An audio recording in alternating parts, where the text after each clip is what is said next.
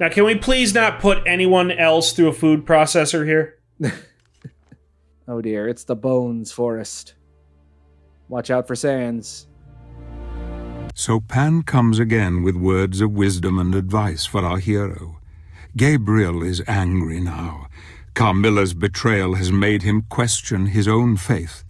The Brotherhood means nothing to him anymore. He only wants his Marie back.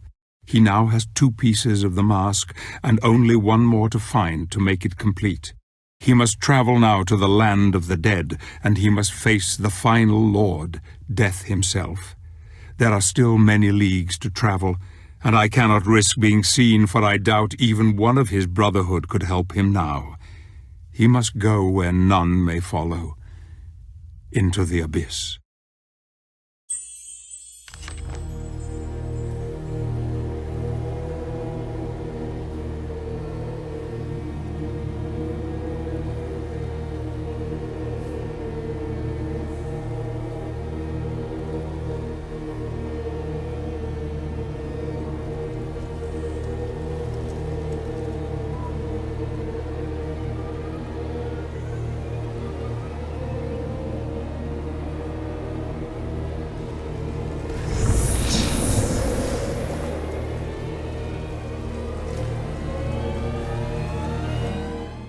They insisted.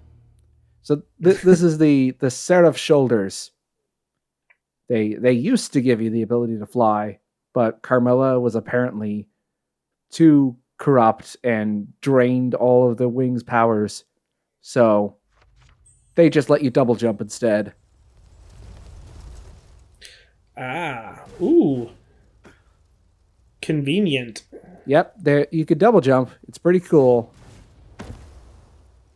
Going to grab this Shadow Magic Gem, and we're going to leave Gabriel here, let him experiment with his new powers, and instead we're going to go over and grab some of the last upgrades that you need for the double jump for. So remember that very first Brotherhood arc that we saw? Yep. All the way back in 1-1. That was a holy water flask. And there was this one in Chapter 4, too. That is also a holy water flask. Also, there's one more Swordmaster attack I haven't really shown off yet. You can grab the Swordmaster's sword when they're in the middle of charging the water with lightning.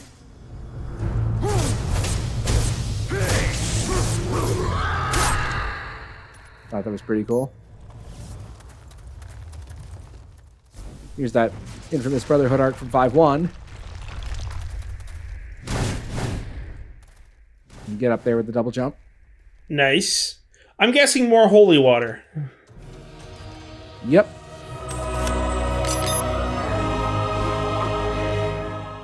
And this one, just to be different, is a dagger upgrade. Gotta be contrary, don't you, game? And now with that, we have every single sub-weapon upgrade in the game. Back in the present. Gabriel is now sufficiently trained in the ways of the double jump. He's become an instant master in like 5 minutes. He read Double Jump for Dummies. Yep. It's a very convenient instruction manual. Jump. Jump again. Dummy. So one of the things about the double jump is that it kind of works on old Castlevania physics, where it limits your ability to control your jump in midair. Oh. Only on that second jump, though. On the first jump, you still have regular momentum.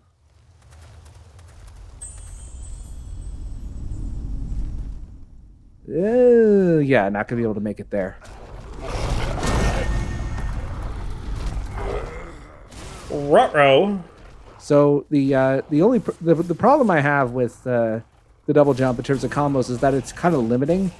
There are certain specific combos that the game registers as using the double jump. And you can't really add the double jump into other moves to experiment. It's only at the start, really, that you can do it, which is pretty disappointing, I gotta say. Although there is certainly some room for experimentation, but mostly when it comes to combining relic moves, as opposed to using the double jump to extend the combos. So here's one of the double jump moves. We're going to get the upward guillotine. Sorry, the whirlwind flap. So it specifically has to be the end, either YAA or it's YAA at the end of a Y combo. If you're in the middle of... if you're in, for instance, the middle of a Y combo in midair and you press A again, and you hadn't pressed double jump before, it doesn't work. It has to be the start of a Y combo on the ground. Okay. Which I think is pretty disappointing, honestly. Yeah. That's either an oversight or it's to prevent you from spamming it. I just think they didn't consider it, to be honest. The handwritten scroll ends abruptly. Yeah, this guy was pretty overconfident. Whoever this witch was.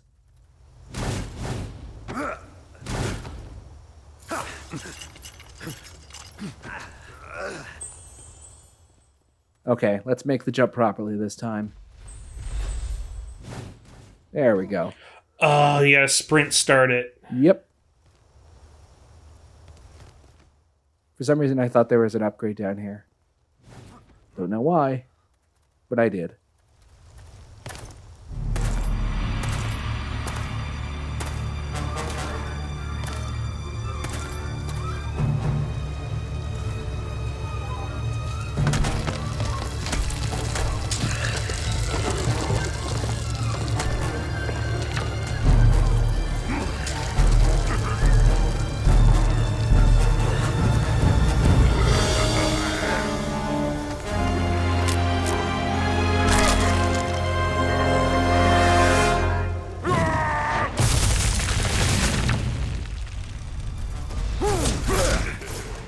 So I cannot remember the name of this enemy. I think it's the Creeping Corpse, but I don't know for sure, and I'm probably going to end up correcting myself in the subtitles anyway.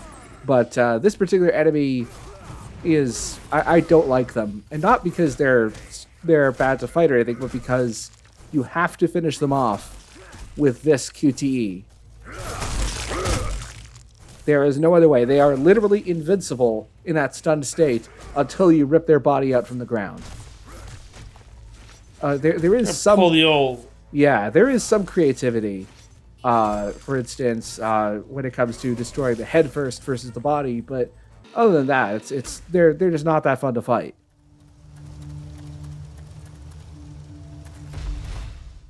There's two paths. You want to take the upper path here, at least to start. Oh, they rolled out the Tiki guys. Yep.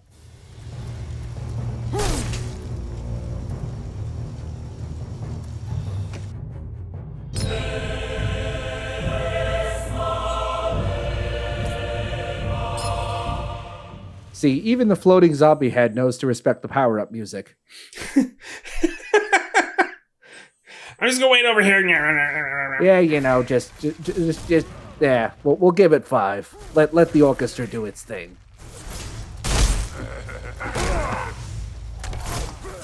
How did you get the entire orchestra on your stanza to come over here?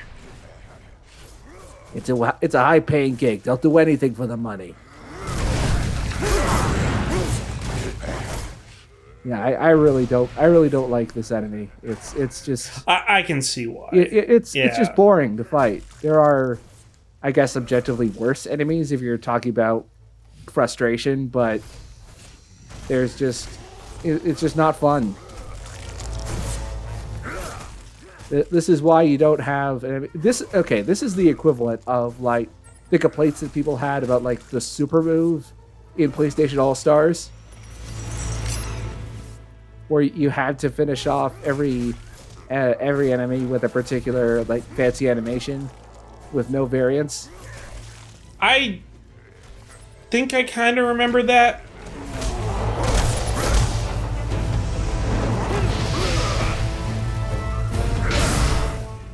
Yeah, it's just such a disappointment. The enemy has a great design.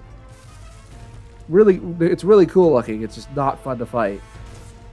Yeah, you're not fighting it. You're pulling weeds. Yes, that is an excellent analogy.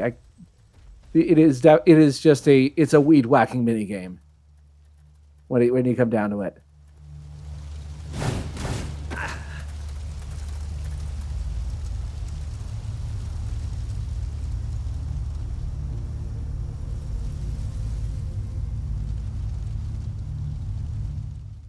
Now, I suspect this is going to be a swing and jump and dash challenge here.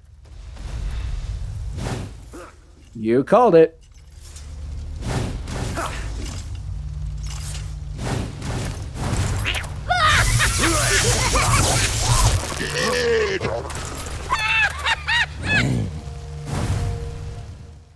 Has to be this little shit.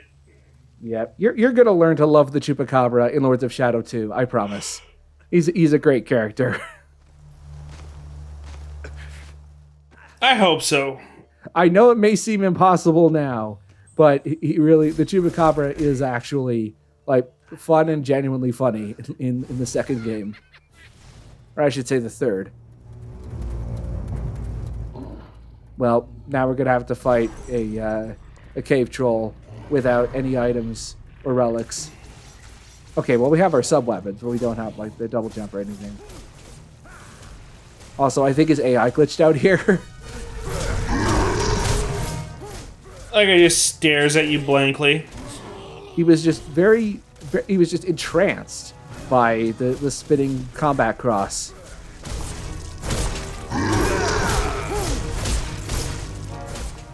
You gonna do something there, buddy? There you go. Very cool. Also, this is the point where the Chupacabra starts to get a few more lines, and I actually like a few of them. Here we go. Here are some of them. If you stand around for a while, he starts taunting you.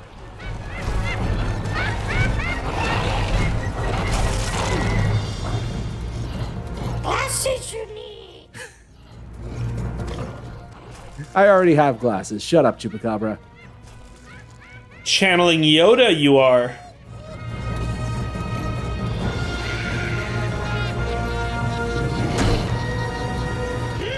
Still there?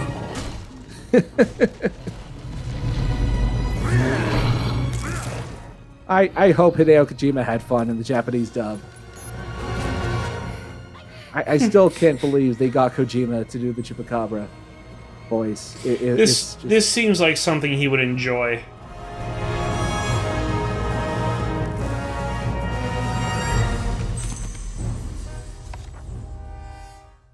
Thanks for the warning, dipshit.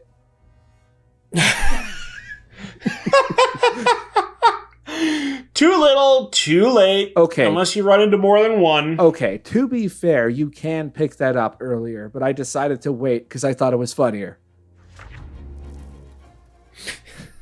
So, but yeah, as I was mentioning with Kojima, there in the console version of Lords of Shadow, there is a very large, in association with Kojima Productions title card at the beginning when you boot up the game, which is conspicuously missing from the PC version. I wonder who could have done that. Konami. Sorry, something stuck in my mouth there. Anyway, more jumping, and this trap is pretty cheap here. Oh. So poorly designed, they don't even have the red tinted slow motion thing there. And also, your restart point is right back on the platform that falls out from underneath you. Yes.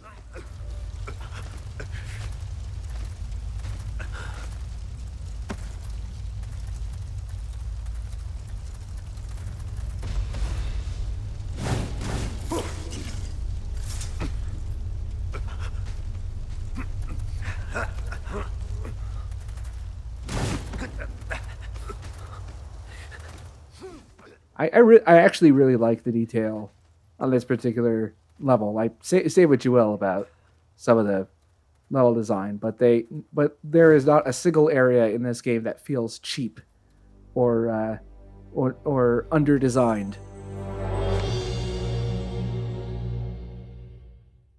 And like the combat is really fun to watch and really satisfying, but the downtime is really pretty too. Like it doesn't feel like wasted dead air. Yeah, exactly. Also, don't believe this scroll. Gandolfi is nowhere to be seen.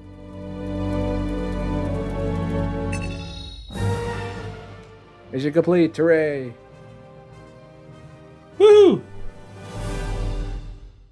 We're off to see the wizard, the wonderful Wizard of Oz.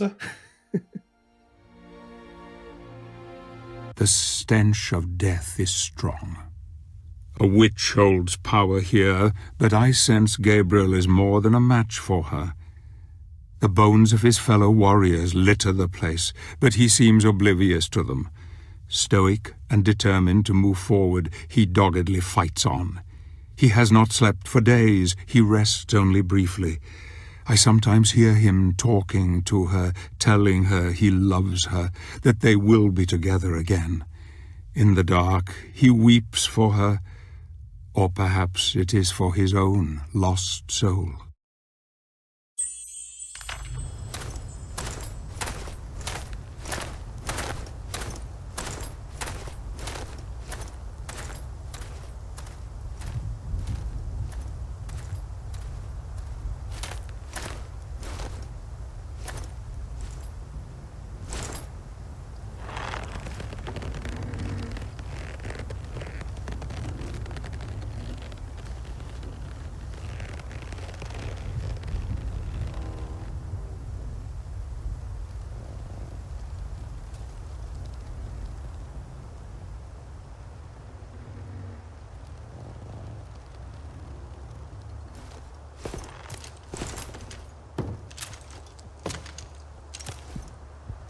Lost your way? Oh, lost your way?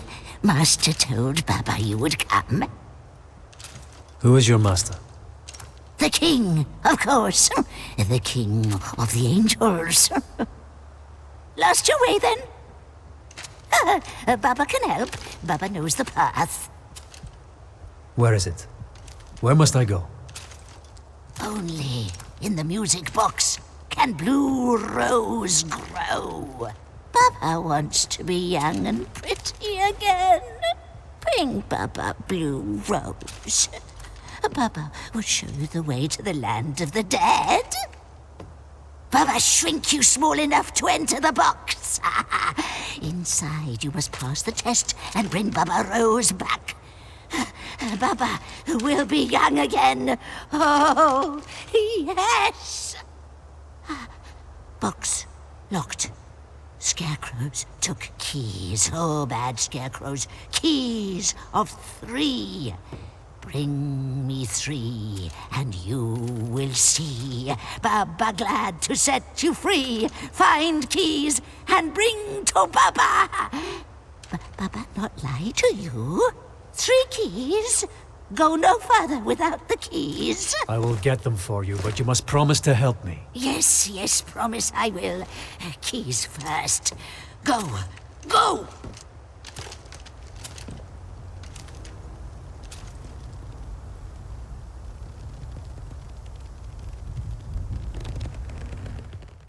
Baba is practicing social distancing.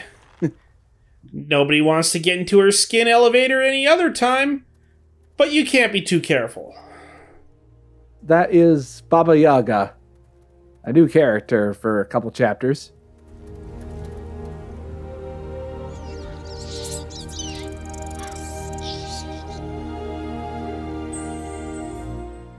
A flock of crows has arrived? Yes, not a murder, a flock. Well, I give up. Baba will let you climb out when you have finished your task. Okay, fine. Oh, so now you're locked into collecting keys for her. Yep.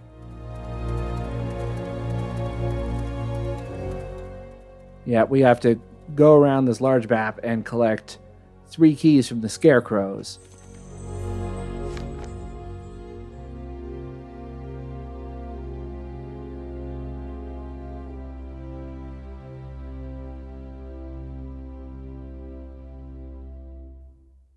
So there's a trick to get the scarecrows to move, and it involves this, not the murder of crows, it involves this flock of crows.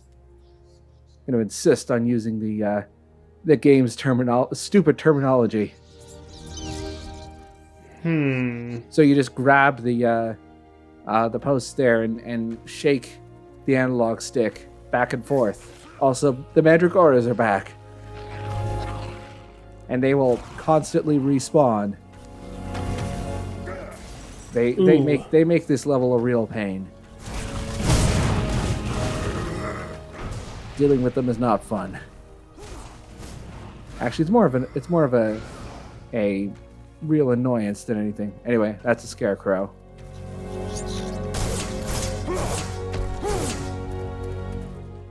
Yeah, this little town or whatever it is has a lot of scarecrows. An awful lot of scarecrows.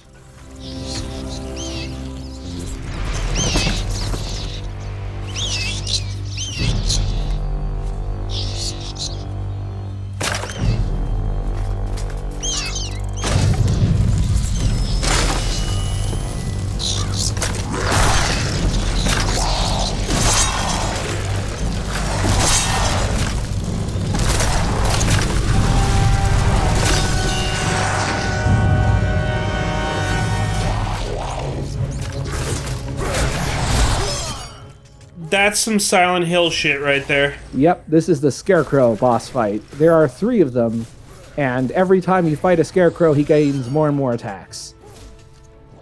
And I actually really like these fights. They are perhaps the only good part of this level.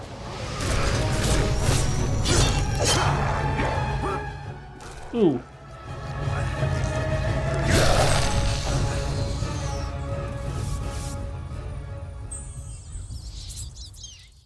Clearly. Yep, we're up to gate entrance to the music box. There's lots of alternate paths for rooms that you just can't get to. As interesting as the art design is for this level, I wonder why they decided to add. You know, they could have at least given you access to the staircases. Even if, you know, you wouldn't be able to go inside. It would, you know, decrease the artificiality of it all. Stupid mandragoras. I honestly, I think that this level would be much more tolerable if there were no mandragoras in it. Or at least if they stopped spawning after a while. So just the bosses. Yeah, or if it was just like an occasional wave or 2 of mandragoras, and they didn't keep respawning constantly. Nope, you can either have a shitload of mandragoras or none at all. Sorry. We picked shitload. Only one shitload. Just one shitload. We rationed it out.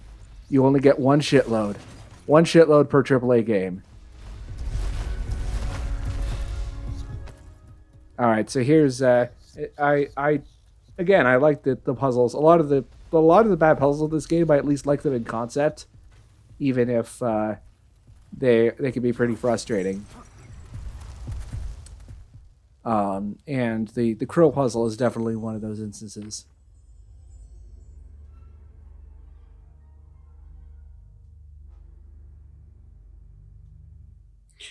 I have seen my death, and it is horrible indeed. Yup. Yep, you dead.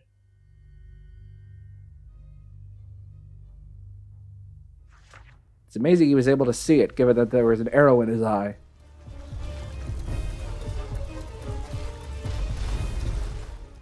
I used to be an avid reader, and then I caught an arrow in the eye. That was much better than the Skyrim joke he made in Gun. Nobody is going to get that reference in the Something Awful thread, but okay, fine. I'll stick with that. I'm not going to cut it out. It's a keeper. Yeah, this implies that Baba Yaga was the one who killed Malphus's lover. Do you remember that bit of backstory? Uh-huh. There might be a grudge there.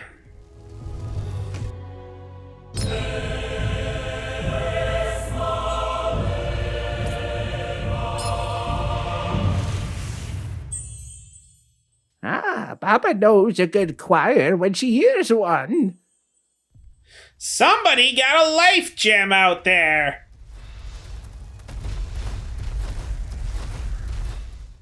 Baba was wondering where she left it. All right, so let's move this keeping it flock of crows. Gonna have to get used to saying that.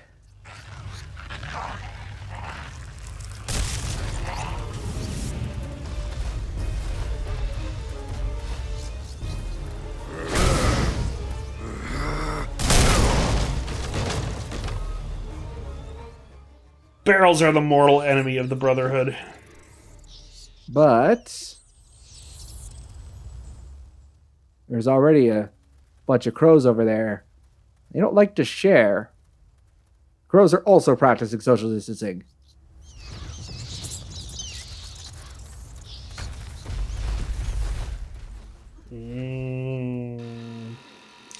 And more Mandragora.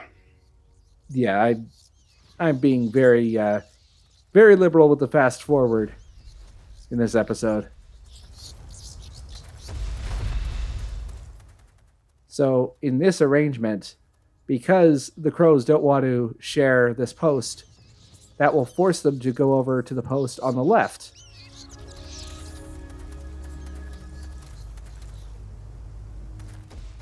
So really, you're just moving crows around to unlock the next boss and get the next key. Yep. And I just fast forward to past that cutscene because it's identical to the previous one.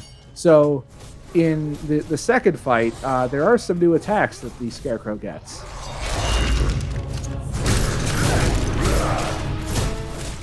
Alright, what you got, Skelly Man? For example, there's a new spike attack that he gets. Can't remember exactly when he shows it off on this recording. I think it's right about here. No.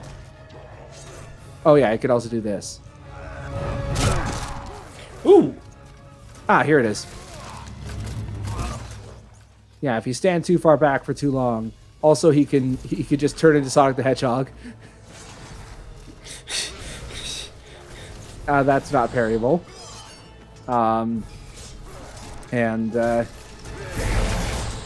Yeah, he also gains. I think a couple of his previous attacks become unblockable now. I can't remember for sure. The QTE is still the same though. Doesn't stop being incredibly vicious though. They're only getting worse as the game progresses. Yeah, like as I mentioned, before in the thread, there are a lot of, there's a lot of Gabriel's character development that is kept off screen, but when it comes to Gabriel's viciousness, certainly the QTEs help to sell it where most of the game doesn't.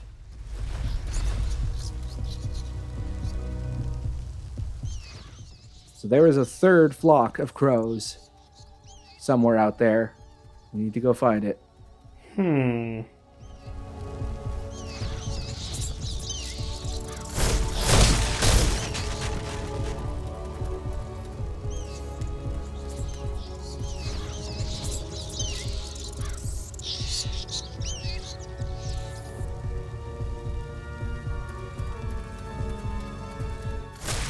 I cannot, for the life of me, do this map quickly.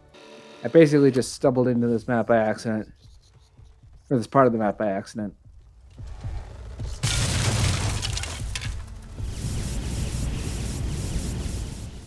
Quick recharge. Yep. And this is where the other crows are hiding, as well as another upgrade.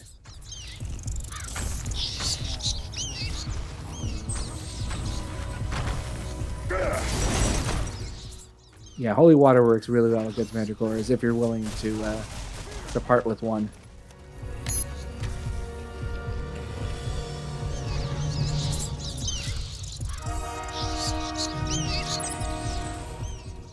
Unfortunately, I was one step ahead. I forgot I had to push these crows over. And then put these crows onto the post over there.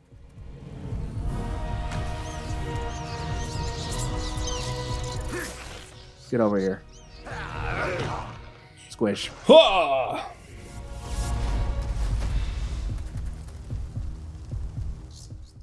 Alright. I'm getting pretty sick of these scarecrows. Let's defeat this guy in like 5 seconds.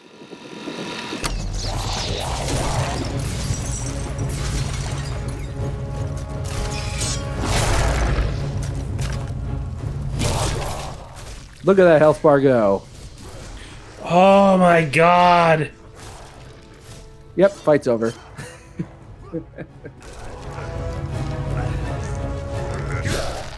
That was satisfying.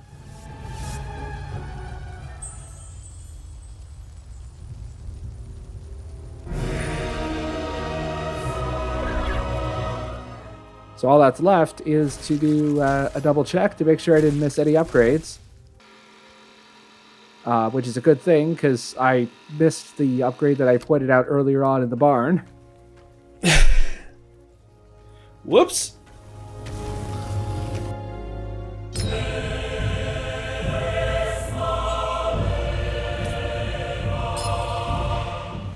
And those mandragoras are scripted to spawn as soon as you pick up the upgrade.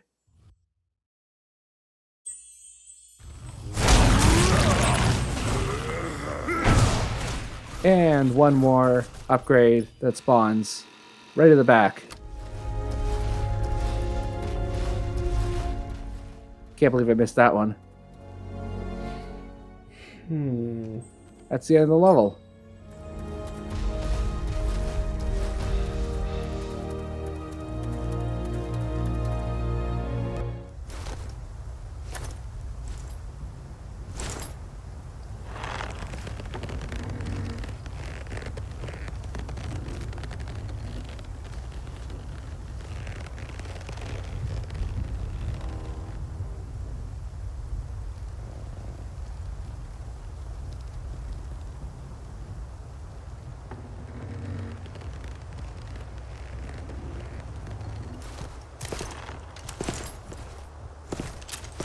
Good. Good. Oh, now, Baba, put you inside the box. What? Close your eyes, or spell will blind you. Septum contra bestias fabulae. Get so tight. All right. So, next up, the next video, we have the music box. In other words, it is the worst level in the entire game. I'm looking forward to that. Don't you lie to us like that. Oh, I've already recorded it, and I'm already just getting Vietnam flashbacks just thinking about it. Oh dear. It is a level that everyone hates. Everyone talks about the music box. It is the one level that nobody likes. Even the most adamant defenders of this game, myself included, will throw the music box readily under the bus. And next time, we throw it under the bus.